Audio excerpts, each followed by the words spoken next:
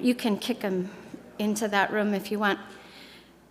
We do have a supper planned for after, so please stay and have supper.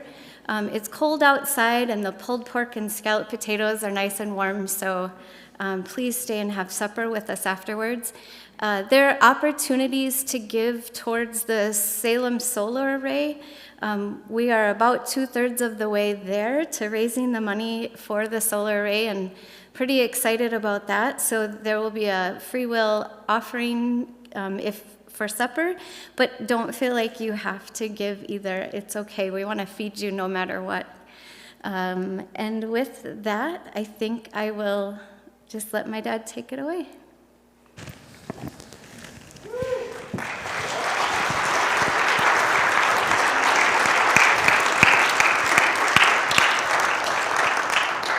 Well, thank you so much for coming tonight. I'm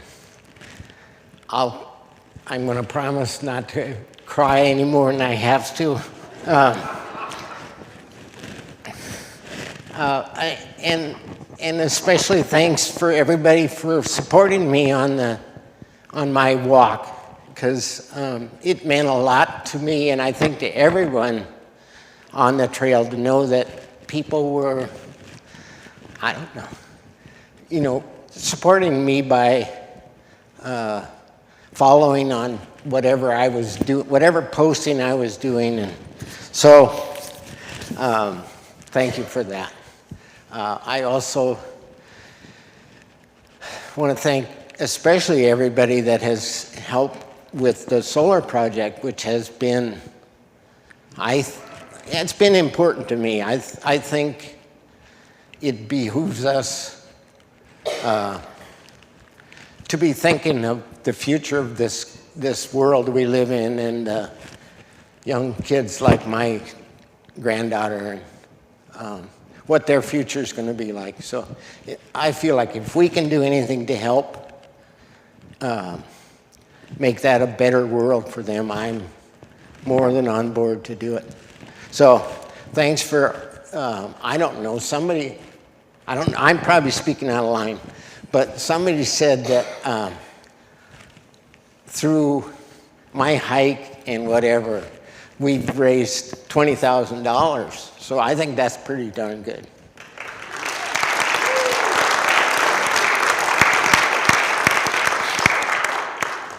It's probably only 200, I don't know.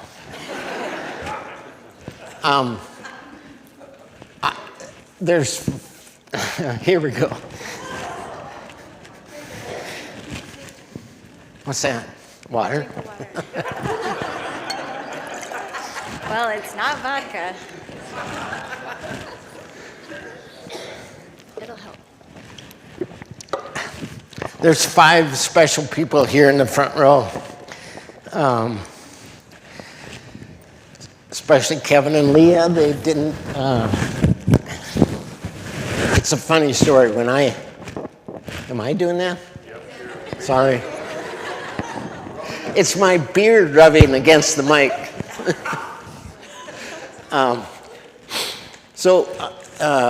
Well, I want to recognize another couple people, Mike and Hope, who are right back there. They've facilitated my whole ability to do this. They drove me through the night.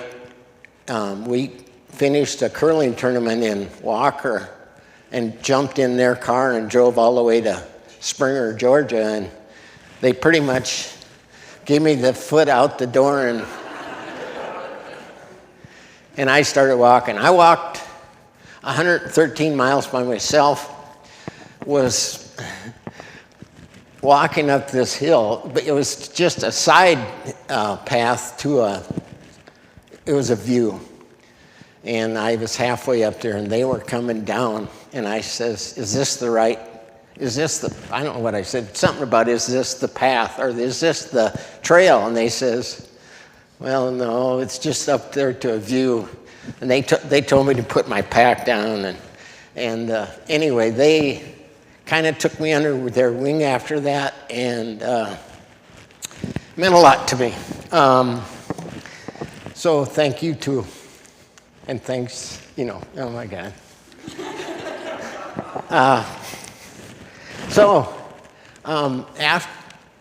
I'm going to run through these slides hopefully as fast as I can. I hope I don't bore anybody. I will talk about some of them.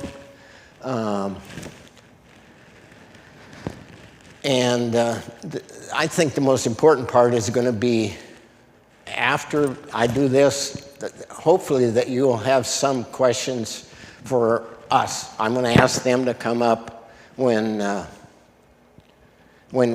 get to the question and answer part. So if you got any good questions, don't be afraid to ask them. Okay, I don't know. What do you think, Tricia? Where are you? Am I ready to go? Okay.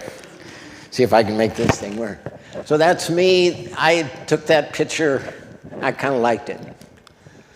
Okay, that's where you start. Well, it's not really where you start, but there's an orientation for all the hikers there. They give you your number, and you take off. That's the very first heart rock I put out. I put out probably thousands of them. Is it doing it on its own? All right, well, I'll slow it down. That, I think, is my first AT sign that I built. I would get, that's Leah. That's a bear box behind there. So, I don't know, we'd stop every once in a while, or I would catch up to them, and I don't know, I felt like I needed to do something. So I started building these things. Some of them are in the back. Uh-oh. I'm not clicking. Okay. Yeah, so I don't know. I just did it, and I would leave them for, I think, I positioned most of the heart rocks just so that hikers coming behind would see them, and I think some people, when they would find them, and eventually some of them would find out who had put them there, and they would say, "Oh my gosh, I saw one here, and I saw one there, and they were so cool." So it did make me feel good that people recognized them and I guess liked them. It's my beer.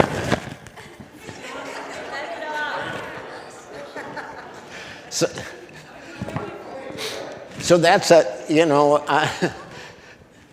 about the cut and no cut contest, right?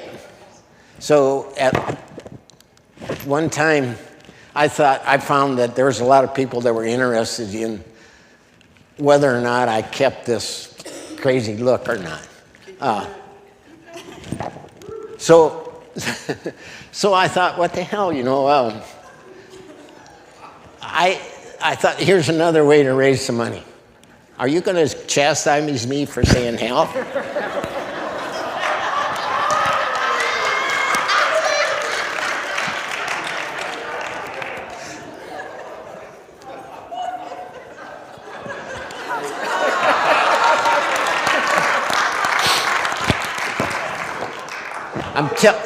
Leah and Magnolia both did a better job. And I can't even see it. I can't remember what I was talking about. What was I talking about? Nothing? Oh. Cut or keep. Oh, cut or keep. Yeah. So I thought, well, here's an opportunity to raise more money for the solar project. So as many of you know, I said, well, you put in $1 and you get a vote for either to cut or to keep. And I'm telling you, for the longest time, here we go. For the longest time, the keep was winning, but then I don't know. And some people say that it's rigged, but I did not do it. I did not do it, although to be honest, I was ready to. So right now, somebody threw a big check in, and the cut is winning. So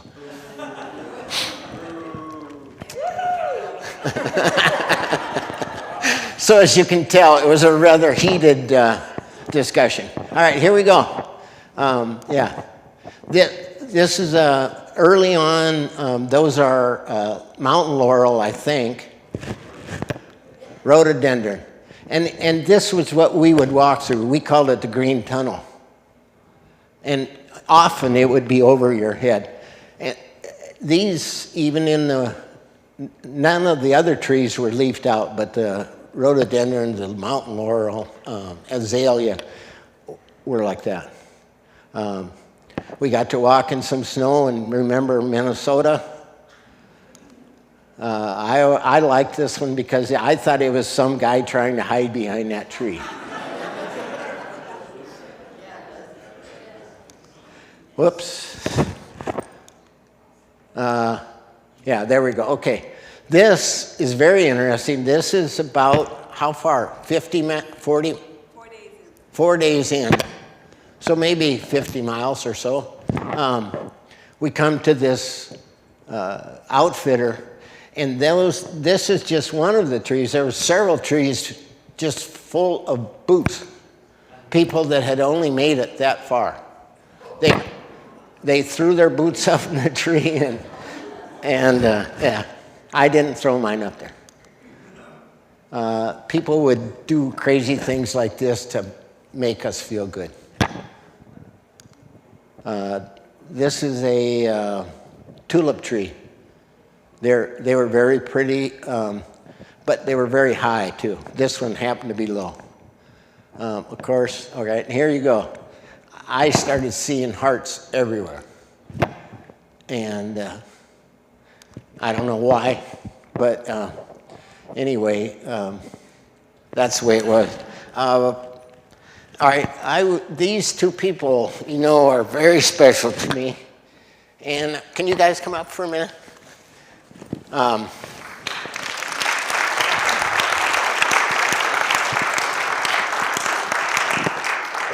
This is Kevin and Leah, not Leah and Kevin.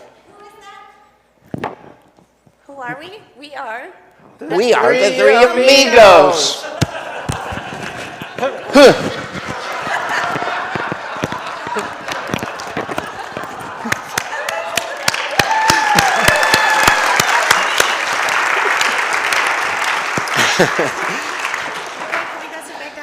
Yes. Thanks, guys. All right. We got that. We would do anything to make anybody laugh, so I'm glad you guys laughed. As you can see, my beard was a little shorter then.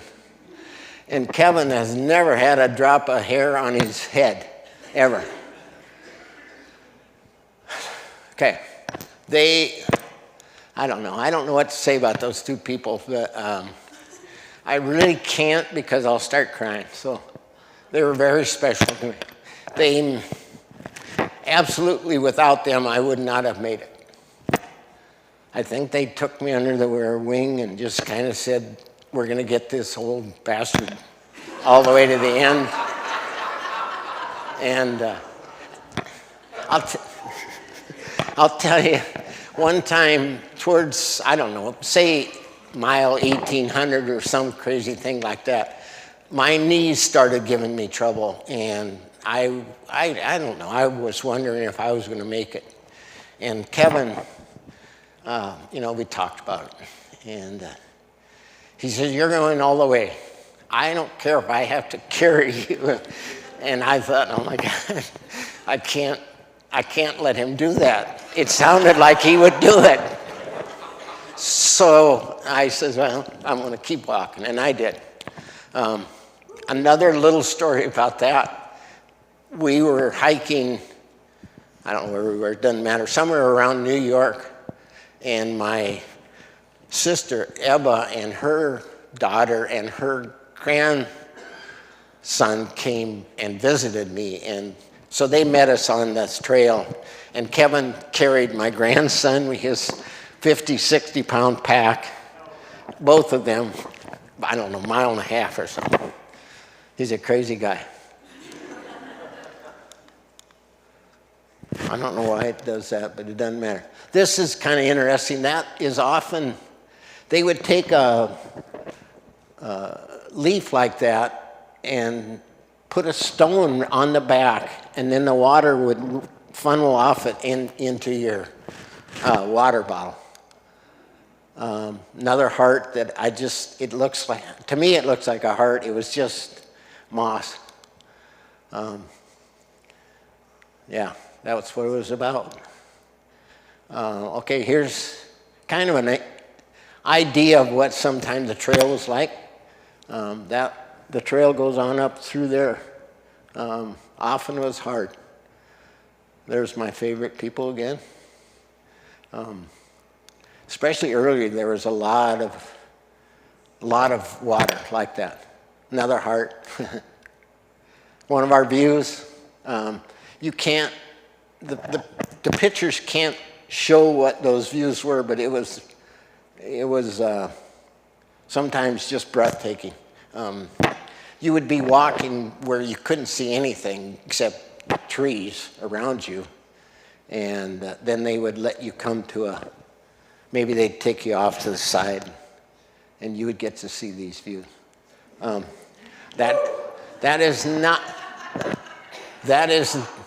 Those are biking shorts, not my underwear. But when we would go into town, you would want to wash all the clothes you had, so I took almost all of it off. One of the trail angels, he was fun. You want to know what a trail angel is? Well, trail magic was, you would walk and you didn't know whether there was going to be anybody, but people that have hiked the trail before, I think they want to go to be associated with people that they were, and so they will buy a whole bunch of pop and candy and all kinds of stuff like that, and then they'll go drive to where a road crosses, or the trail crosses a road, and they'll set up maybe a little shelter and some chairs, and they're just wanting to give you stuff.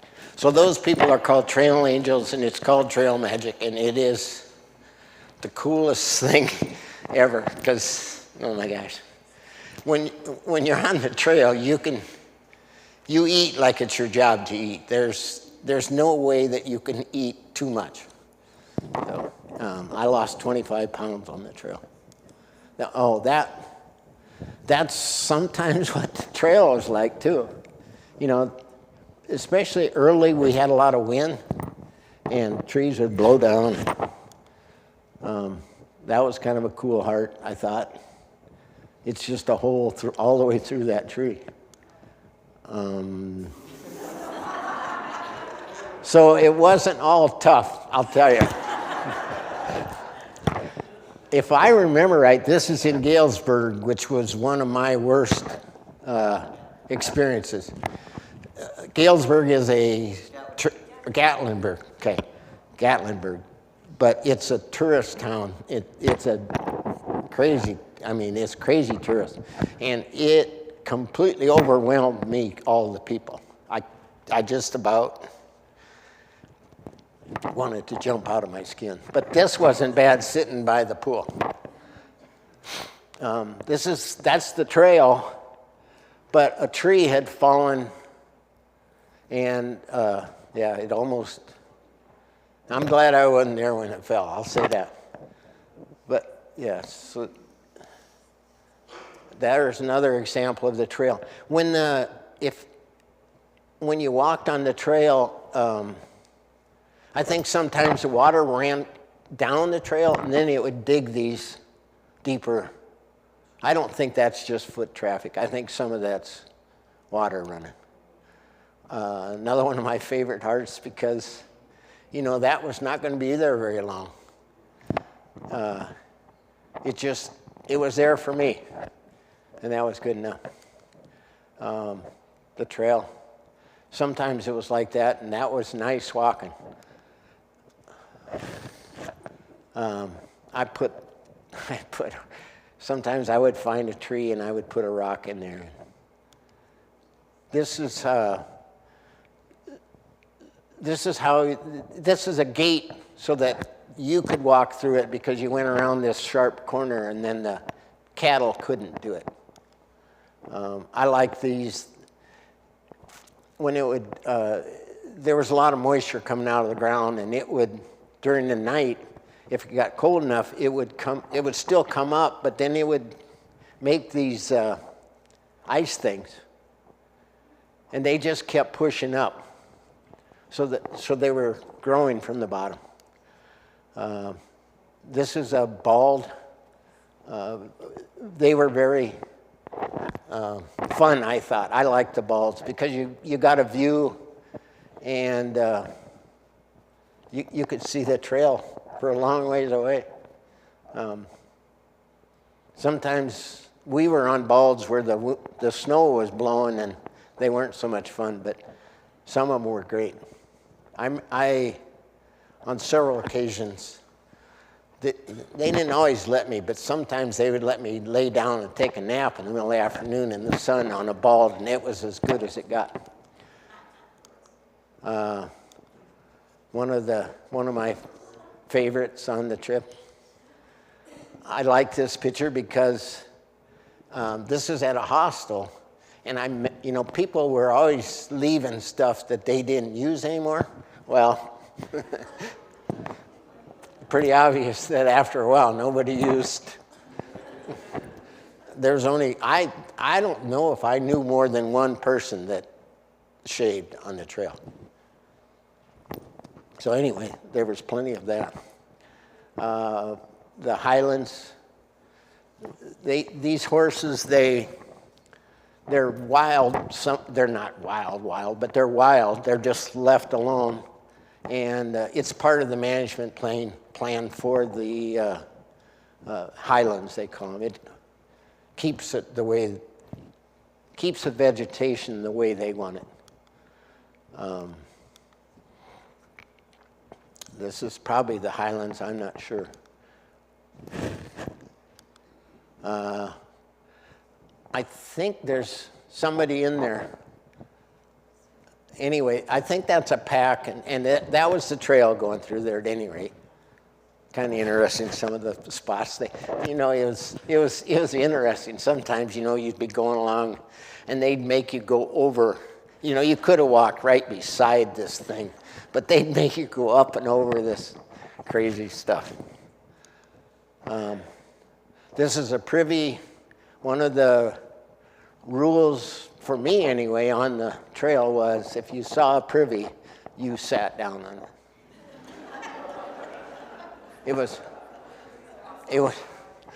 was much nicer to use that, no matter how bad it stunk, than have to go out and dig a cat hole. These are probably my absolute favorite.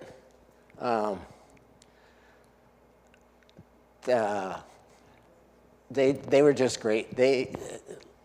Magnolia hiked with them more than I did, but I just loved them. That boy was mountain goat and I was goat roper, so I had a little affinity to them. Yeah, so they were great. There's me and my little buddy. He was 10, I think. The girl was 13. But they made it all the way. There's azalea among the azaleas. I don't know why that it's like it's not quite focused. Another one of my favorite hearts, that's actually a shadow from that leaf that's hanging above it. So I thought that was I don't know why I saw hearts, but I saw hearts. This is an example of sometimes they would give us, they would bore these rods into the rock and then you could climb up them. There's okay, so this is called McGaffey Knob, and we were very fortunate. We got there just before night, and so we got to see the sun set from McGaffey Knob, and then we went about 1.5 miles to a campsite, and then got up early that next morning and came back to the sunrise, and this is a picture of the sunrise and one of my favorite hikers. Oops. That, I sent this, that was a really big rock.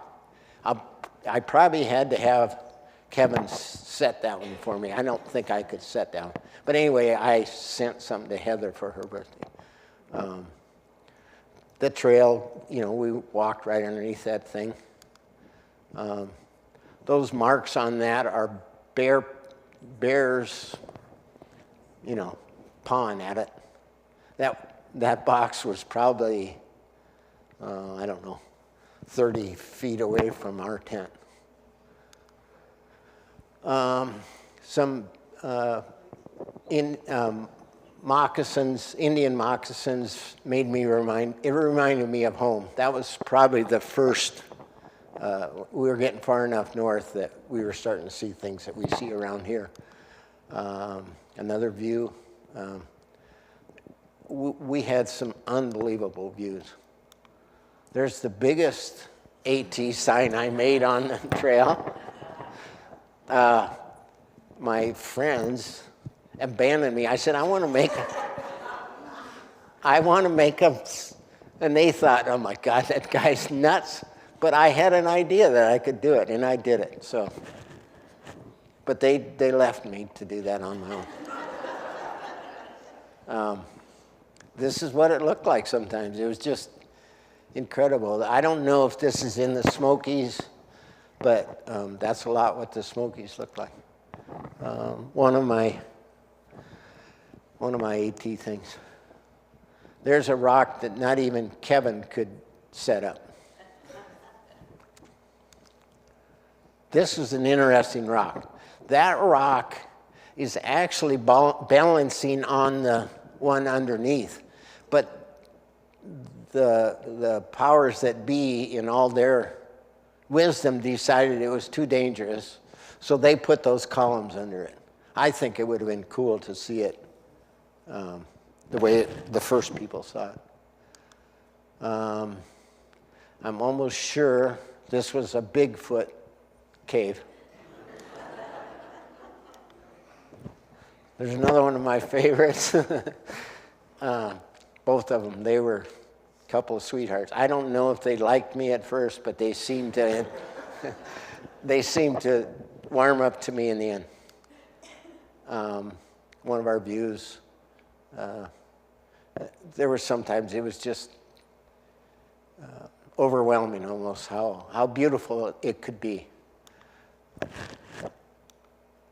I went too far. There's another example of how they would get us up over some of the stuff. Yeah, we had to walk under that thing hanging out over us too. So after we got through the presidentials, which was, I don't know, tell them about the presidentials, will you? Magnolia. Yeah, Magnolia. Tell us about the. You've done it like 4 times. Yeah, like Okay, you want to go up here?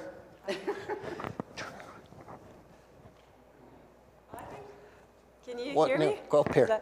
Oh no, that's terrible. Hello, my name is Magnolia. So the White Mountains are, I would say, I'm sorry, French is my first language. This is very daunting for me to be here. So the White Mountains are in New Hampshire, and they're among the toughest mountains, I would say, to say the least. And so this is the next morning, but the previous day we had crossed what we call the Presidential Traverse, which is, I would say, I think over how many feet? 3,000 feet or something, 5,000 feet of elevation. Yeah. And then about, I don't know how many down, but it was really rugged with a lot of rocks and roots, basically nothing flat for 14 hours of hiking. And then we made it through the day. And then once we got to camp, we set up. It was pretty much dark. And then the next day we woke up and there's this guy right there. And I think he can... he serenaded us. It was Yeah. nice. I've got that. Can I go now? Playing, but I don't know how to.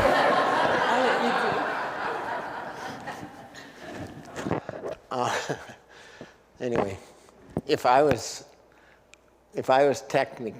technical, I would have him playing now, but I didn't. So when we got to New York, I think all the springs started drying up. So people would they would leave water at where we would cross roads and stuff, and we couldn't. I don't think we could have made it without it. So, you know,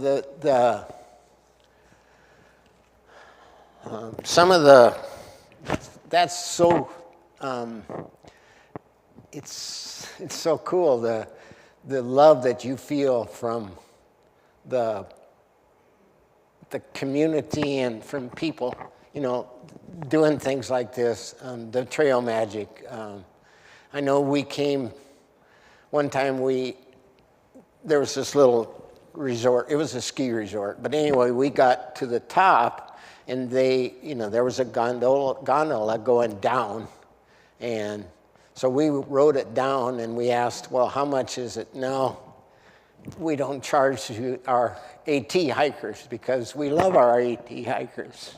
So I don't know, it's pretty cool, some of the things that you experience from people. I might have put that in twice.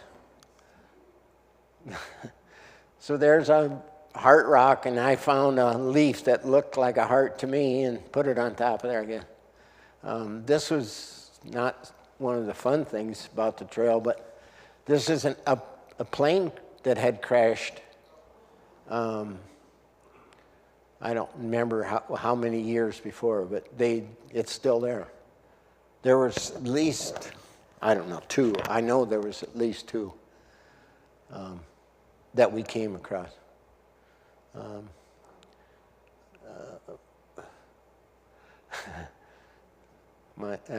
won't say. So there's Kevin. He's an amazing guy.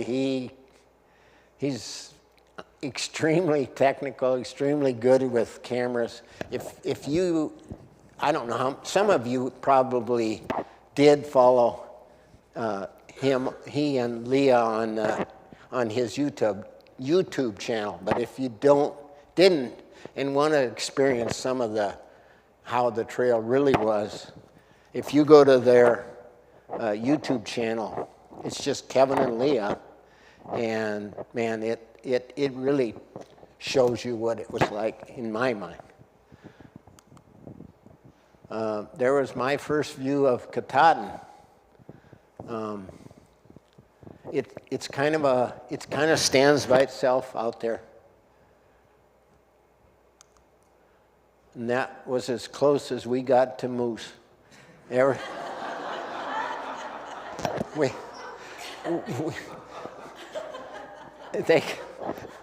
They kept telling us we were going to see moose in Maine, but I don't know if anybody else did, but I did not see any moose. But I've seen moose before, but I knew what that meant. So that was as close. What is this?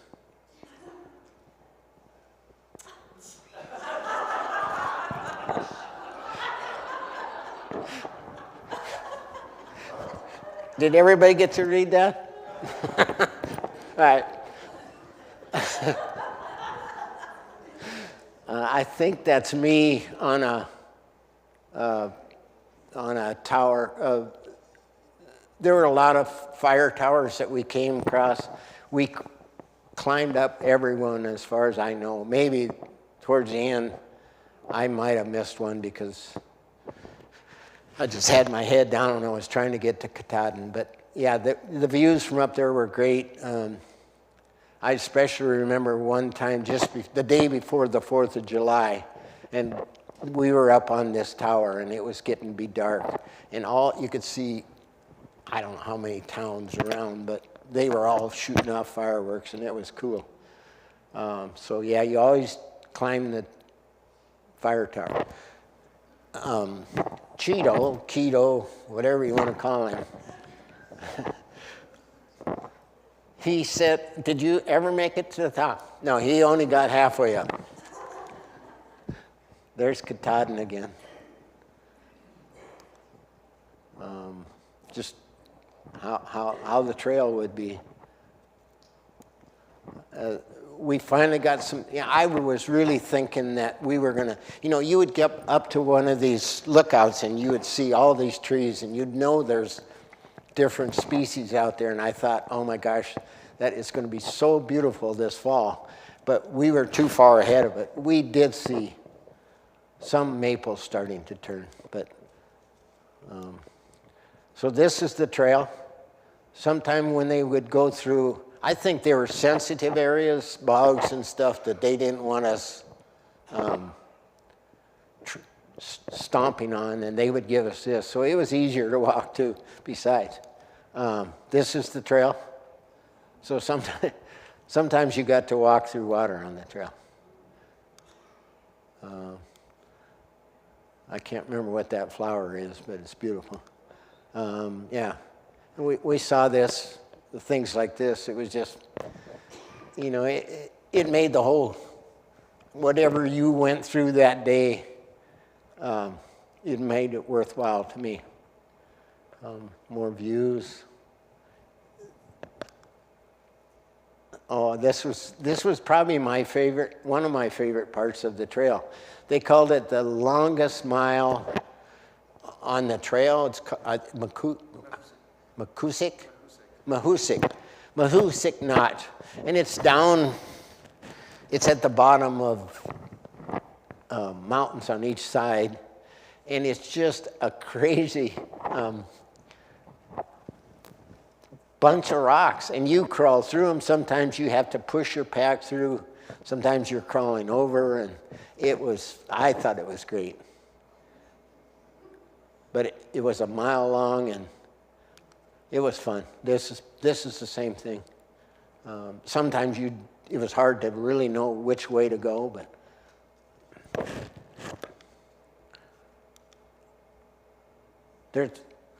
there's my socks. I'm an adventure man, I guess.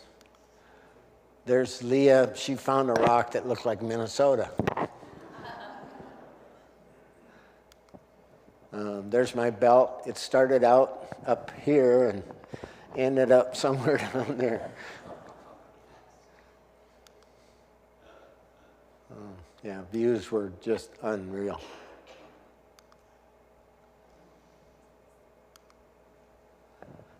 The people that cleared or maintained the trail had fun sometimes too. They had their chainsaws out there and they would do things like this. I like that one. But, so we were actually above the clouds here.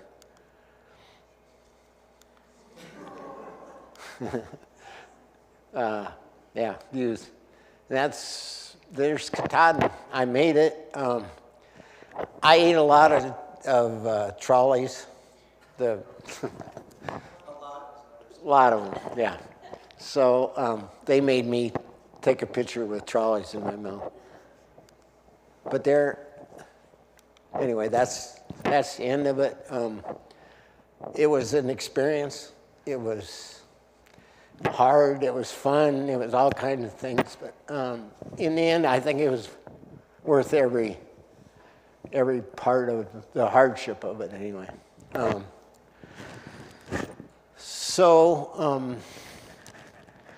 People have asked me, what did you get from it? And I don't know if I've processed all that yet. A lot of people, when they get to here, have just a really, almost a spiritual experience. But I don't think I did. It was cold. It was blowing like, I won't say. But anyway, it was cold and it was windy, and I don't know. I was just glad to be there, and I think it took me a while after I got back to start processing what I had experienced and what it meant to me. I know there were things. I think a lot of people on the trail are, I don't know if you call it transitioning, you know, maybe like me, I had lost Carol. I didn't know what I was going to do or what it was going to be like. So this seemed like something that would help me process that, and it did. Nobody hikes the same. Very few people can hike with another person because you all hike at a different pace. So I often was by myself. The only time I really wasn't by myself was when Kevin knew that I had to be somewhere at a certain time. So he would put Leah in front, and then me, and then him behind with his hiking pole in my butt, basically, pushing me on. So those days I never got to take a nap. What in the heck was I saying? I don't know. But you know, so you spend a lot of time by yourself on the trail, and all that time, unless there's only two thoughts that went through my mind usually. One was what my daughters said over and over to me: "You break a hip, Dad, and it's straight to the home." So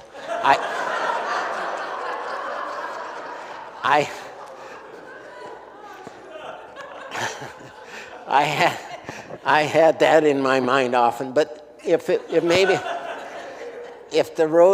trail wasn't too bad, then I would be thinking, and you know, that's when you get to process all that kind of stuff.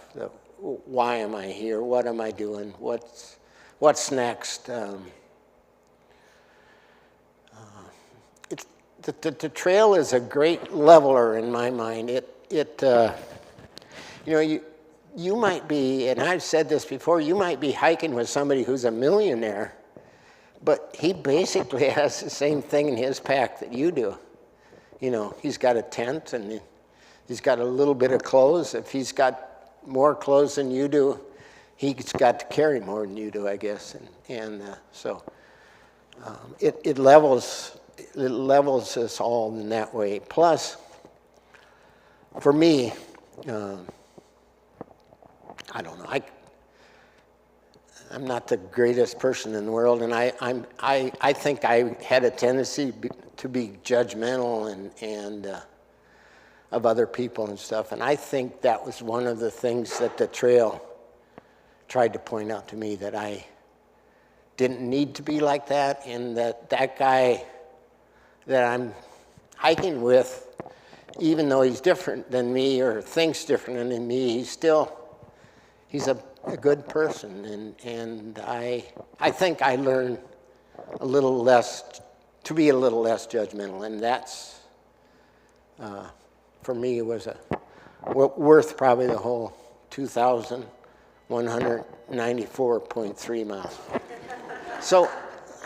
So yeah, that's it. Go ahead and clap if you want.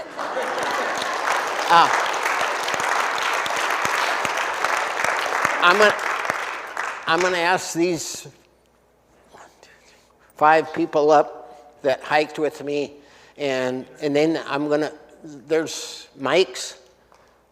They're not just Mike Olson or Mike Zeck or whoever's here. But there's mics, so if you want to ask us questions, hold up your hand. They'll give you a mic, and we'll answer it. One of us will answer it to the best of our ability. I think for me, that's the best way to... Introduce them. Oh, one at a time? Yeah. Kevin, would you come up here, please? This is Kevin Sharkey. He's very, very good. That's all it's needed. Leah is his beautiful wife. So, also Sharky. Magnolia, her real name is, well, I'm going to butcher it, but it's French. Magali Hurtebeest.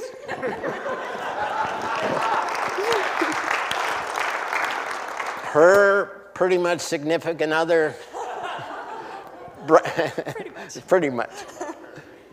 What's your real trail name? It's up to you, man. I think his trail name was Keto, but I could never say it. I always called him Cheeto because his hair was just like a cheat. And Bird. I don't know. I'm not sure I know your last name. Her real name is Ella. Lundstrom. Okay, and her parents are here. So, fire away.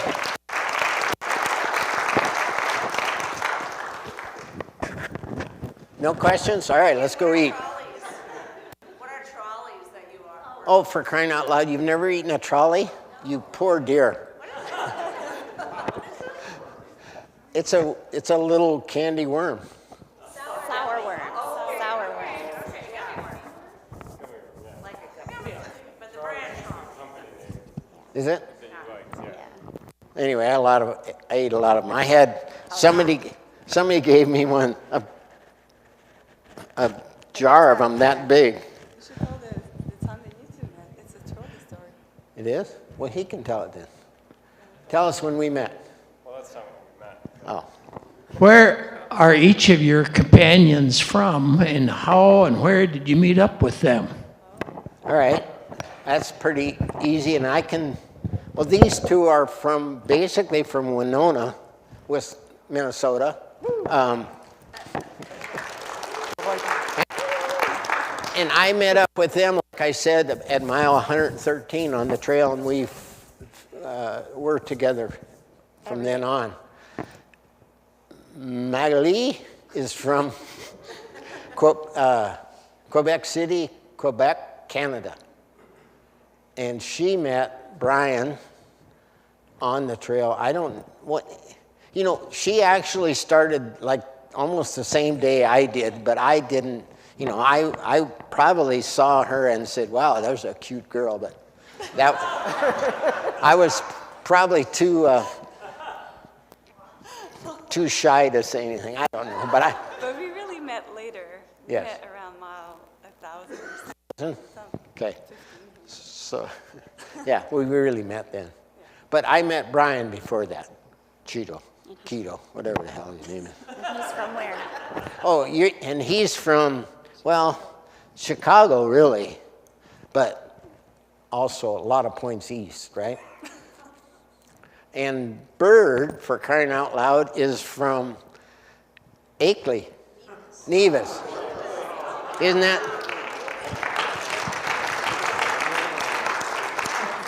that crazy? So I have a couple questions. So what would it cost to hike the whole thing? What are your packs, weight average, and like permits? Do you have to get permits along the trail or just like one permit? No, you don't have to have any. Do you Smokies. Smokies, you do? You must have done that for me, right? Probably.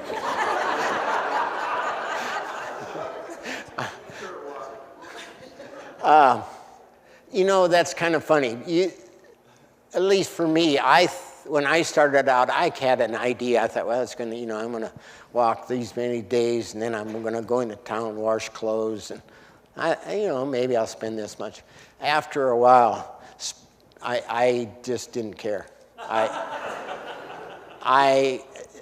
just didn't really care. If it took every penny I had, I was happy, and I don't think I know what it really cost me. I would guess somewhere I would say 8,000. I would say on average it's between 5 and 15.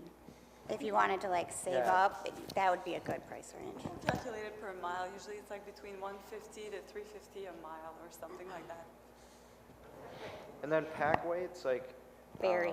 it can vary. If you're like They are one story and we're another. if you're like an ultralightist, you can have a pack that's like between 20 and 30 pounds. And then if you're like me and her, like mine was like 50 and hers was like 35 to 40. I think yours His was was like about 32. 30, 35. Let's talk about slack packing. Oh, and then yeah, like there's days that if you wanted to slack pack, which we made sure he got a lot of slack packing. So if you ask somebody to hold your backpack for you and drive it to the other side of the trail, and then as you can see on one of the back tables, he has a yellow small little bag. He would carry his food in it, and you just basically your day supplies. That's all you need, medical or anything that you want, and you just have somebody carry your tent and your sleeping bags and stuff to the other side. So you can do a lot more miles that day because it makes it a lot easier on your body. Your slack pack's like 5 pounds compared to. I wouldn't know because I didn't do it. Yeah. Very humble, but they never slack pack once. No. That's commendable. And Egan slack packed 100 times?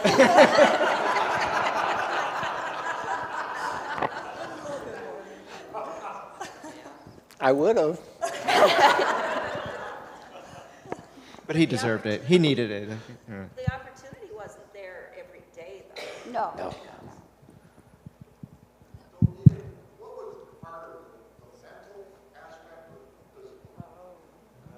Do you want me to answer that?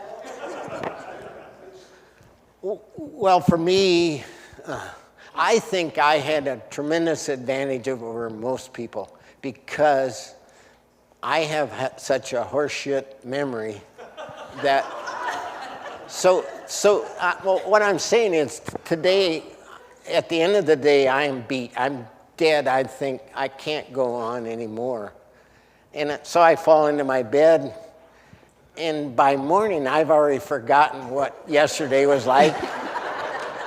And I just go out and do it again. So that was how I got through the trail, I believe.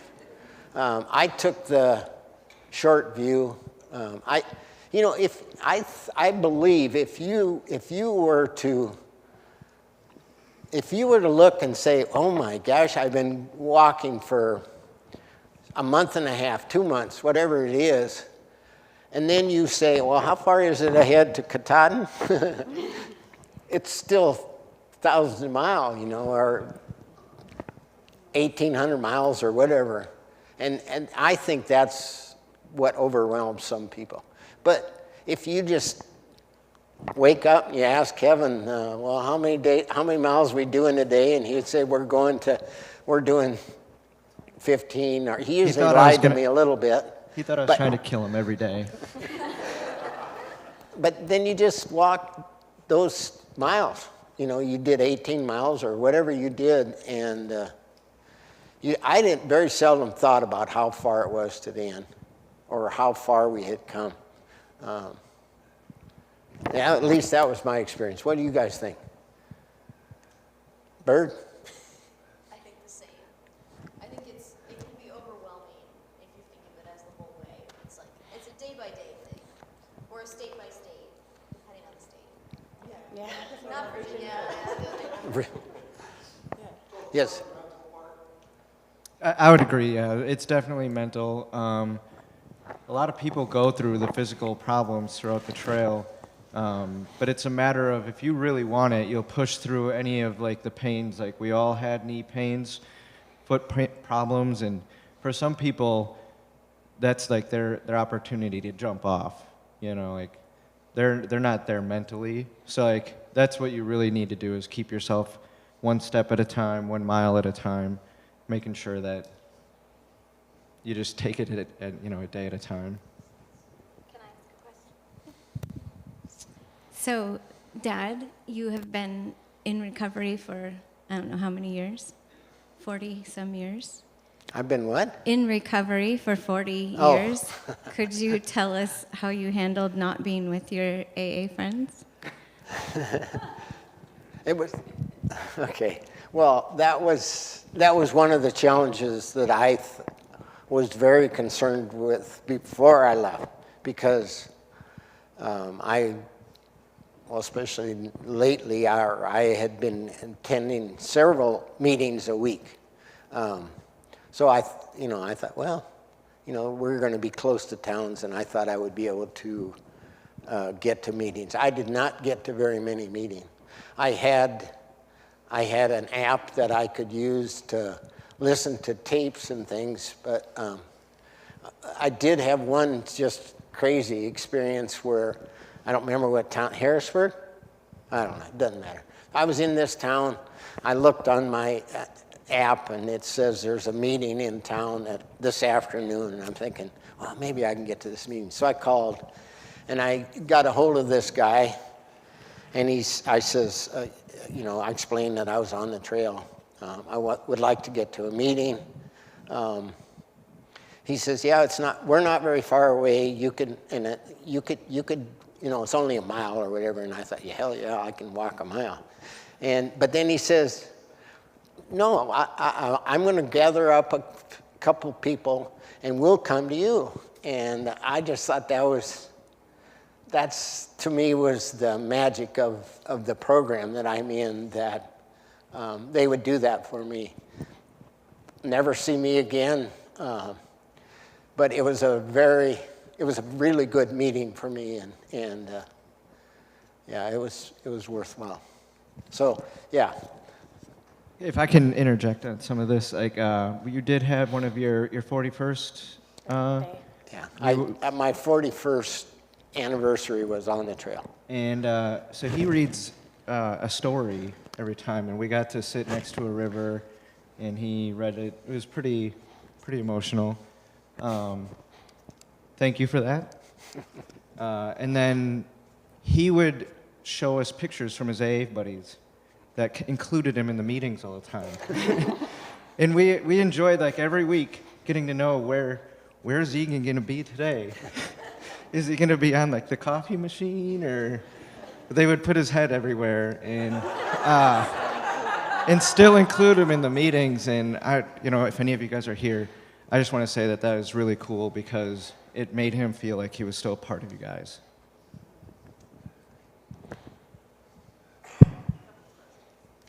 So, how many pairs of shoes did you go?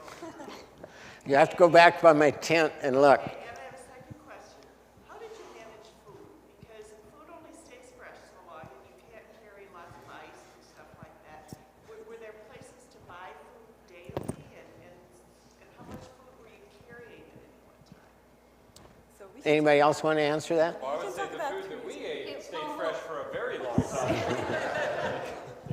Yeah. We basically shopped at like Walmart if we had to, or a Dollar General, or a gas station sometimes. I mean, there weren't a lot of options. So yeah, the food that we ate was gonna live through a Holocaust, like. A lot of Ramen, dehydrated meals, bars, like protein bars. And at some point, you think we're a little bit crazy, which we are, but we could get creative. There's something that you can call a ramen bomb. I've also seen things, so ramen bomb, just so you know, is ramen with mashed potatoes in it. And we've seen a bunch of things. I've seen people mix oatmeal with potato. I've seen a tortilla with chips, peanut butter, and tuna. At some point, you just get creative. You try things, and sometimes, surprisingly, it can be good. So yeah, but most of the time it is not. But you gotta try. Well, does anyone have a fun thing that you ate? Well, What about Kevin. the blueberry while you think one? about that, I'll explain. Even though he called me Cheeto, my real name was Keto because I was on a keto diet. So I ate different stuff, and it was really just like a lot of bars and like meat sticks, and whatever that was made out of.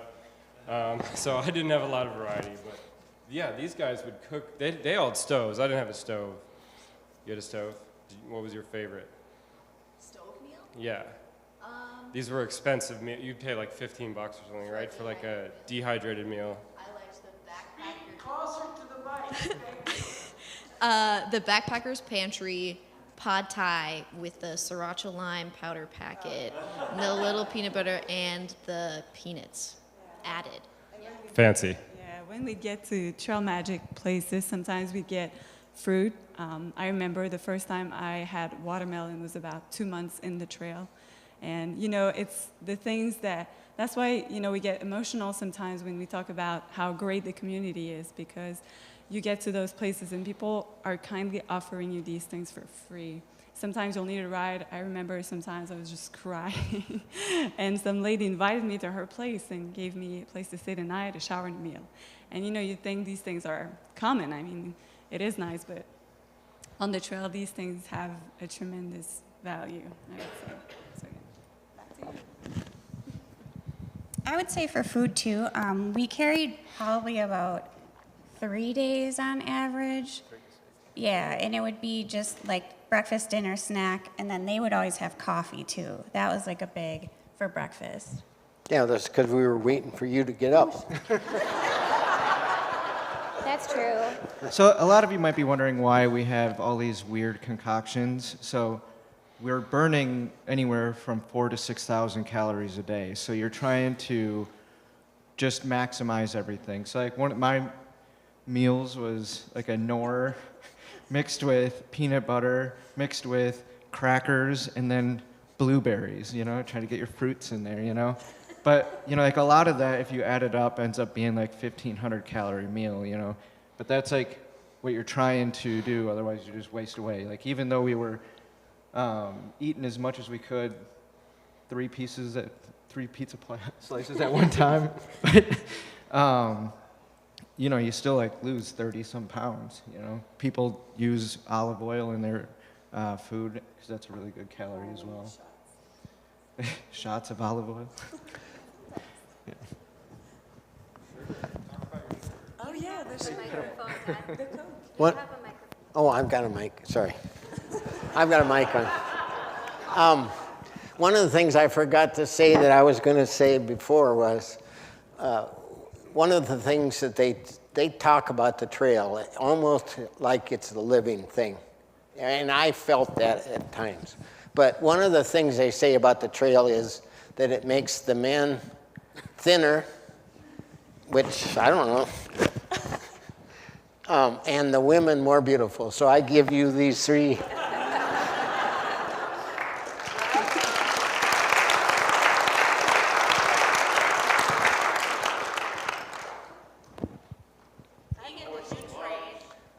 Did you train prior to leaving? Like how soon before you left I did you go? And did you do like just tons of hiking before you went, or? I did some, yes. I don't know if anybody knows where I live, but I would do, the longest I would do would be a loop around, I'd go almost to Longville, then north to the old grade, then over to 2100, and then back to 5 and back to my place. I think it was almost 9 miles maybe, but it's nothing compared to the trail because we live in pretty flat ground here. Egon and everybody, when you think of the trail, it is, for one thing, it sounds like it's an accomplishment or something, a trek. But did the trail have another function in our history that it was actually a place a way for people to get from one point to another? Before they had dehydrated food and all these other luxuries that you're talking about. Well, Kevin's kind of a more of a history buff, but there's a woman, what was her name, Gatewood? Grandma Gatewood, she did it with a burlap sack and I don't know. Yeah, for a tent. Yeah. But historically, it wasn't designed No. for other Historically, it wasn't designed for another purpose. It really was, it really was for, you know, it was a scenic trail and they wanted to, you know, it was its original purpose is what I meant. Yeah, I'm sure there were parts of the trail that they used from maybe settlers used or something, but it goes north and south mainly, so I think most of the other kind of traffic was east and west. So the trail was originally born out, like there was the Long Trail that's up in Vermont, goes up to Canada. The designer of the Appalachian Trail had been on that one, and he had came up with the idea to create an entire trail for the Appalachians for like returning vets from like the World War II, so that they had a place to deal with like their PTSD and stuff. So like he used that as like a step to creating a better life for them. Interesting. I have a question. Egon, you headed out alone. Is that uncommon for people to head out alone, or is it more common for people to, I think it's probably not uncommon to make friends like you did and create a family out there that looks after each other. But this thing is starting out alone. Do a lot of people do that? Oh, okay. She asked if it was common to start the trail alone like I did, or do most people start with somebody? I don't know what the statistics are on that. I think a lot of people, I'd say maybe it's 50-50, I don't know. I'd say it's probably a lot more start on their own. I think that every one of you guys up here did, except for me and Leah. Yeah, I would think it's 95. Oh, you think it's that high? Yeah. Yeah, I mean, Yeah. and everyone asks that question, but the answer, I mean, the truth is, you do enough research, you know, it's a crazy idea, but once you're like, I want to do this, it takes a ton of research. And by the time you get to the end of that research, you feel really comfortable starting it, and you realize that the Appalachian Trail has thousands and thousands of people doing this, and you're going to be, sometimes too many people are going to be there. And so the odds that you couldn't find a friend is like, you'll find friends. So you just don't. Well, it's a bonding experience for sure. It's raining, it's raining, you're cold, and then you're shivering, and someone offers you, you know, a piece of something, food, and so, you know, they're your friend suddenly. And so you cling on to these people because it's a tough time, you know. Think about a tough time in your life, you know. When somebody's there for you, it creates, you bond with them. So I think that's what the trail provides. So that's why we create those friendships quite quickly, I would say. Yes. So the average age, I don't know if you can answer that because if there's that many people, but you guys look like you're in your 20s, maybe 20s, 30s, whatever. But I mean, were a lot of people your age, Egan, or were you? No. The answer is no. What was the question? Most of the question was, what's the average age, or you know, when I met these two, I thought they were high schoolers out for, you know, the weekend or something.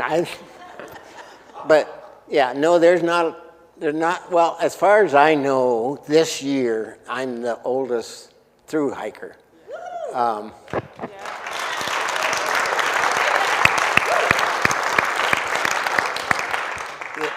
And I don't know if that means anything or not, but I did hike with a guy that was 80, but it didn't look to me like he was going to finish. He had started at the middle and was going north, and we passed him, and by the end, I'm sure he was at least 300 miles behind us. So, yeah, I don't know. Well, he looked like compared to you, he looked like he was 120. I mean, the guy was like this. And, I mean, Egan looked, you know, if he didn't have this huge, like, white thing going on top, you probably wouldn't guess that he is a physically fit guy. I mean, but I loved to tell people, this guy's 78. I was like shouting it from the rooftops, like, this guy's 78, that's incredible. Absolutely incredible. But sometimes, you know, I remember my dad when I was hiking as a kid, when I was having a hard time and I was complaining, he was telling me, well, I can't wait to be your age. So then when I saw him and he wasn't complaining and I thought about complaining, you know, it bruised my ego a little bit. So I had to, suck it up and then keep going. So yeah, there's that. It was really great to actually, I'm sorry, I don't want to make you cry, but, you know, it was great to hike with you because it, you know, really puts into perspective things, your effort, your, you know, your strength mentally, and to see you keep going sometimes was very inspiring. So yeah, that's my homage.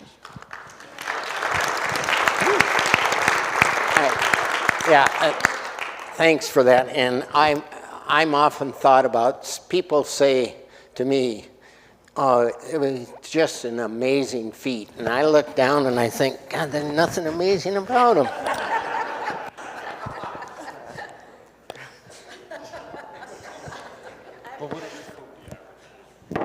But there were a lot of people who are retire, are in the process of retiring. Because you know you have a little bit more time, but there were a lot of young people. But the 20-year-olds, I mean, I don't know about you, but they were passing us like flying. We'd never see them again because they were too fast. But I mean, there were a couple 30s. I think the average is about 30-something. But you know, there are a lot of retirees out there, I think, living their best life. Yeah. You have a question, Evan? I wanted to say, there's a difference between starting a through hike and attempting a through hike and actually getting through it. So if these are two totally different categories. Somebody that could actually do what Egon did and finish the entire thing and walk every single mile, he's in a league of his own for his age. The average age of the person that actually hikes every single mile in one calendar year has got to be in the high 20s. And early on, we all started in the beginning of March. We would see people in their 70s, in their 60s, a lot of people that are just retiring. You know, and I hate to say it, but you'd kind of think there's probably no chance that they're going to make it to the end. And even they probably thought, well, let's just give it a shot. But I would say the average age of somebody that actually is able to finish it has got to be low 30s. It is physically demanding. You know, I mean, she's the youngest of our group, and she had the most physical problems of everybody. So it's some people's bodies just aren't physically capable. All right. How are the bugs? I will answer that one. Bugs? I can answer that one because I'm from Minnesota now, and that was one of my concerns, to be honest with you. I thought, well, you know, we're going to get up into Maine and the mosquitoes are going to be bad, and they talked about the ticks and blah, blah, blah. Well, I'm telling you, the bugs were nothing. The only bugs that bothered me at all, that bugged me, were the gnats that wanted to fly in your eyes. But the mosquitoes, they don't even know what mosquitoes are out there. As far as I could tell, anyway. I saw people with head nets on, and I thought, oh my God, what would they do if they came to Minnesota? Ticks, I maybe picked 2 or 3, maybe 4 ticks off me the whole way, and it was not. They weren't bad. But I think part of it is you're on this trail, and maybe 50 people have walked it ahead of you, and every tick that was laying beside the trail had already gotten in them. I don't know. So yeah, no, I did not. I thought that the bugs were going to be a problem, but for me they weren't. I don't know. You guys can. What do you think? I'd have to agree that the biggest problem was those gnats. But the thing that me and her had with each other is we would be able to pick them out of our eyes for each other. Like Roper would get to camp and he would have like 5 or 6 of them just hanging in his eyes. He's like, my eyes are burning. They're in there, and you know we'd have to like help him, like flush them, get them out because he couldn't find them himself. But yeah, those ones burn. They just like kamikaze your eyeball. I thought you had a question. Oh, I was just wondering, besides friends and family, what did you miss the most? Oh, we can name them. It was a fun game on the trail. Sometimes when we'd be a little bit delirious at the end of a very difficult day, we sit and say, what do you miss the most? And then we just daydream, you know. Maple syrup, a shower, a bubble bath, dream, you know. So there was all these type of things. They were different, I think, for everybody. I think everybody misses somebody. So I mean, the human part was definitely a huge answer to that. But I mean, the bare necessities, I think, were like a big part. I think, and that's what kept us going. Knowing we'd get a shower in a day or two, or even at the end of a very big day, if we pushed 3 more miles, we could get to a Chinese buffet. So Or these McDonald's. kinds of things kept us going. I think they were different for everybody, but there were common ground sometimes. Yeah, you know, for me, at least for me, I went through a whole fun season, you know, from maple syrup, and I didn't get to do maple syrup. I didn't get to fish. I didn't get to pick blueberries. There was a lot of things. Well, that's nothing compared to the way we picked blueberries. You know, well, there were some blueberries on the trail, but you would grab 5 of them, eat them, and you kept walking because, no, I never got over a handful of blueberries. But, you know, all the things that you do, it is kind of amazing that if you're very active at all, there's a lot of things you do in a year, and you don't get to do any of that. That was really hard for me, I thought. And that's, for me, it's what I'm looking forward to now. I got to go netting the other day, and that was something I was afraid I was going to miss out on. So, yeah, I'm talking too much. But we returned the question, what did you miss about him? Did you miss him? Yes, we did. What's next?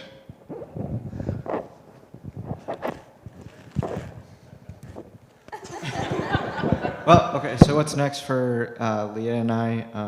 We're going to be doing the Pacific Crest Trail in March or April, and that's a 2,600 mile. And then following year after that, we're going to do the Continental Divide. I don't know. Explain the Triple Crown.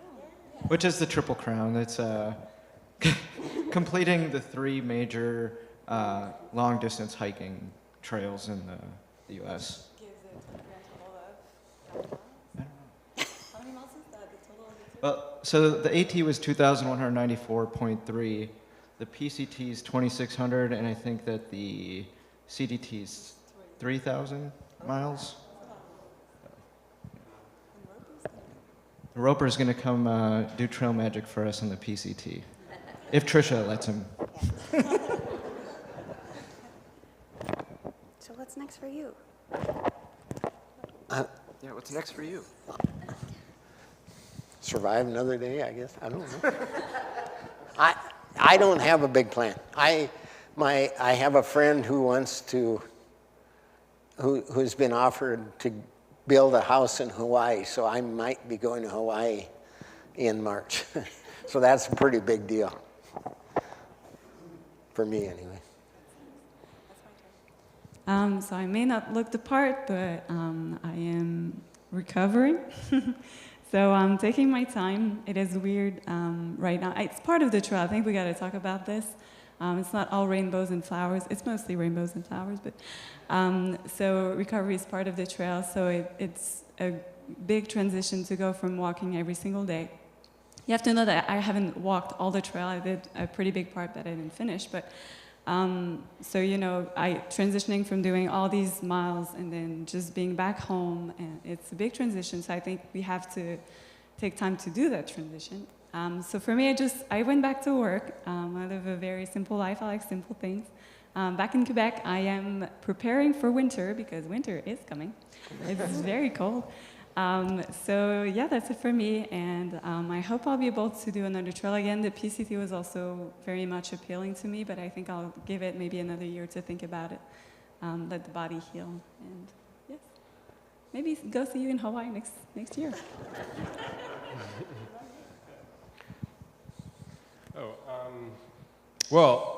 For those of you that know Egon a little bit better, he drives like Winnebagos for fun, I guess, for him, because he's retired. But I spent a lot of time hiking with Egon, and we would talk about whatever, and that job actually ended up coming up so much that I ended up saying, I'd like to do that. So that's, a lot of you have met me, actually, because I've been here.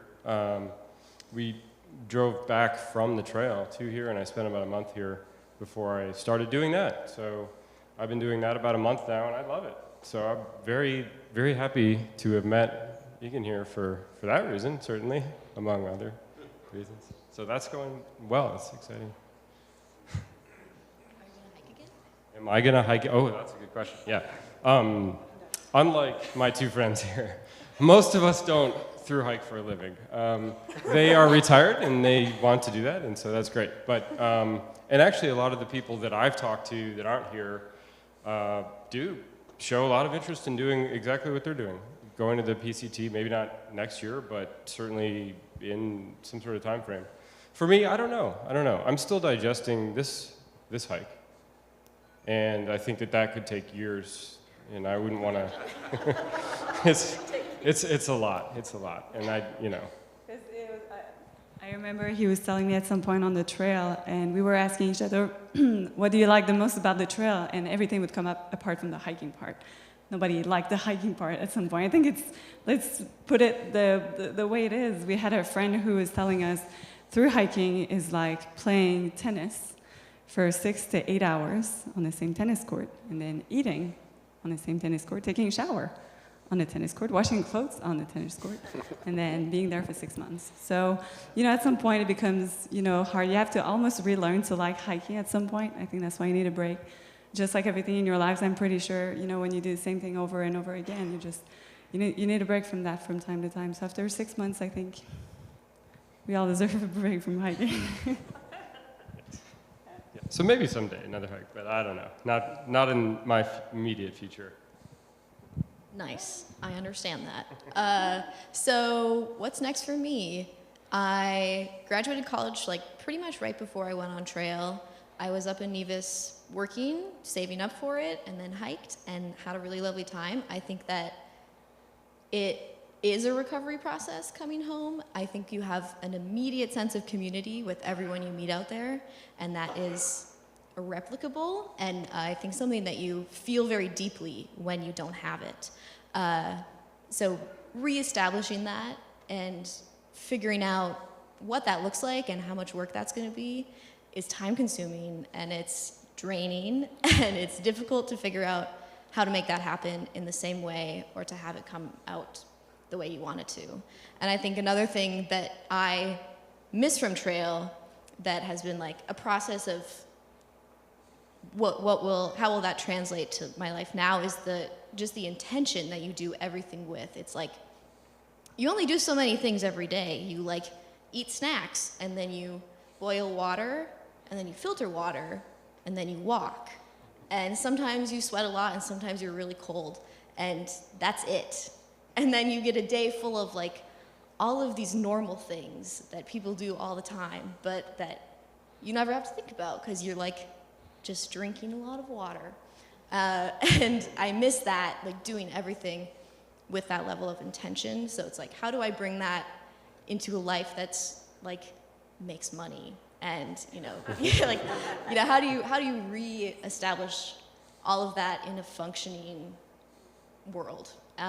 So figuring out what that looks like. And for me, I started working again. I didn't know if I would be in this area still, but I am.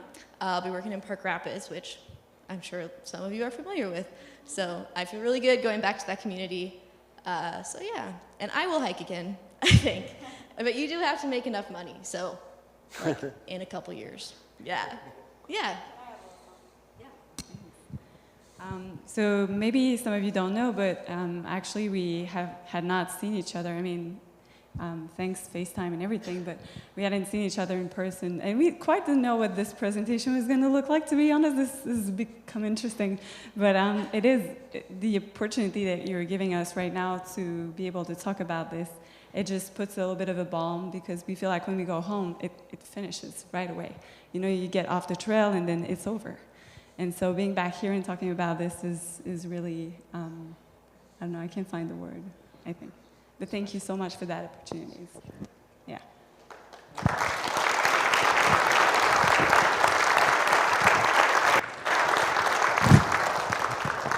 Lainey has a question. Lainey wants to know if any of you had to quit your jobs. Oh. Lainey wants to know if anybody had to quit their job. Yeah, hell yes, you got to quit your job. Are you kidding? There's. You're already working hard on the trail. You don't want There's not very many employers that are as understanding enough to let you take 6 months off to go walk. Right. But that's why, to me, so much of the people that are on the trail are in some sort of a transition. They're between, like Bird, she just finished college. These two, Kevin retired from the Army on the trail. I remember the day that.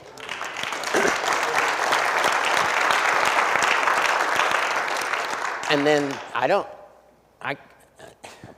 Brian did the same thing. He just didn't want to do his job anymore. And I think he had saved some money, not enough as it turned out, but. And Magnolia, I have no idea how you got here. Yeah, me neither. But I started the trail in 2020, and as you all know, the pandemic happened, so I did 20 days on the trail, but it was enough to make me want to come back. So as some of you know, hiking is difficult. You hike a mountain, it is difficult, you sweat. Why would you do it again? So when you get to the top of the mountain, it's a beautiful view, and then you forget all about it, and you start again. And so that's what hiking is. So I just went back, and I was also in a work transition job, so it was a good opportunity. I want to say yeah. Yeah, just one quick one, Egon. A few of us, when Egon got home, we threw him a welcome home party over at a friend's garage, and we fellowshipped and tapped into a meal, and on the heels of that, we asked them formation of questions, just like being asked here today. And I thought one of the most unique ones that came across that day, one of the ladies came up with it, and they asked Egon, what's the biggest thing that you learned on the trek that you didn't expect? And his answer was how good or how kind people are. Do you want to expound on that? He's going to cry if he doesn't. That was almost what I was going to say here before you asked. Last night, Magnolia and Keto had been here for a day or whatever. Bird, she's off like being a bird somewhere. But these two showed up at my place about half an hour before we were supposed to be over at Mike and Hope's for supper. And I don't know. I'm a little emotional, I guess. But man, when they came to the door, it was overwhelming for me because I missed that part, the community part of it, the being with people like that just accepted you and you didn't have to be exactly like them, and I don't know. It was, the trail really brings you down to a common denominator, I think, and that was very meaningful to me. Is anybody getting hungry? You talked about people having to quit their job to through hike. How many section hikers did you meet versus through hikers? Any idea of the percentage? Oh, it's unbelievable how many more there are. They talk about there's like maybe 1 million or more. 3 million. 3 million that put their feet on the trail every year, and the actual true hikers are probably 5,000 or something, maybe 6. Yeah, that start. Because I have 2 relatives who had to, because of jobs, section hike. Yeah. Over the course of 13 years, they went out 10 times, but it took 13 years to finish that trail. Wow. Yeah. Oh yeah, you see a lot of section hikers, and they're. I don't think we look down on them, but we don't feel that same bond with them that we do with our other hike, because you don't get to be with them very long, I guess. Well, I don't. Sometimes Before I was with these three, it's two of us and some other people, we met this section hiker that we liked so much, we like convinced them to stay out there longer and spent like several weeks with them. Like they had literally got in their car and left, and they got like 30 minutes away, and they're like, I want to do more with those people. And they turned around and like came back and did another week with us. Some of the section hikers were doing long enough sections where you really got to bond with them. But I don't know, there's a ton, certainly in the first half, because section hikers, they've got to do it. They want to choose the best time to do it, and so there's maybe a 2-month window where you're going to get the best weather wherever you're trying to section hike, and so there was like a season of section hikers where you'd see more probably of them than the through hikers, and yeah, we treat them equal. I mean, the only difference between them is we're trying to do the whole thing in 1 year, and they're trying to do it in several. It's, I mean, same. I want to add something. I have a question for y'all. It's a question that we're being asked a lot, but I would be curious to hear what you have to say. Is, would you recommend it? Would you recommend doing this, and why? I would totally recommend it. It's like no other experience ever. It's hard, it's long, you want to quit all the time, but once you are done with it and you're looking back on it, like our son is showing interest in hiking it, and we are already like, we'll go with you. Like we're ready to go already, so I think, yeah. Just for getting out there and getting exercise is good. If some of you don't know, trees release chemicals that make you feel better, and if you're going through bad things in your life or whatever, just getting out there hiking makes you feel better as well. Like the people that do get off, you know, they get hurt or whatever, they find themselves. They always say like, this is it. Like Keto, he stopped at like 1,700 miles or so, but he found what he wanted, you know, like he didn't need to hike anymore. Like he was happy and content, and you know, like if that's all you need to do to get out there, I mean. So yes, hike the trail. I would also recommend it. I think that doing something you like and having it be a challenge is just a really nice thing to do in general. And I think if you really don't like hiking, it's probably not for you. But there are probably other things that you do like, and that you can find something that is going to challenge you in the same way, and it's going to ask a lot of you mentally, and it's going to put you out the other side, someone different and someone better. And I think that thinking about what that can be for you and like consciously putting time and effort and energy into it is a thing that it's a decision that's very difficult to make, because no one is going to be like, that makes a lot of sense, right? Like no one looks at you and says, oh yeah, you're going to hike the trail, obviously. It's like, okay. But I think that's really important, and I think that you come out stronger, and also like knowing that you can make that decision for yourself and get yourself there is huge, is really like, and everyone you meet out there has done that for themselves. So it's like, you make it however far you make it, and that's so great. Like you're just so proud of everyone for doing it for themselves. Yeah. So I would recommend it. Yeah. So Bird talked about doing something that you like to do or whatever. So anybody that likes to eat, this. All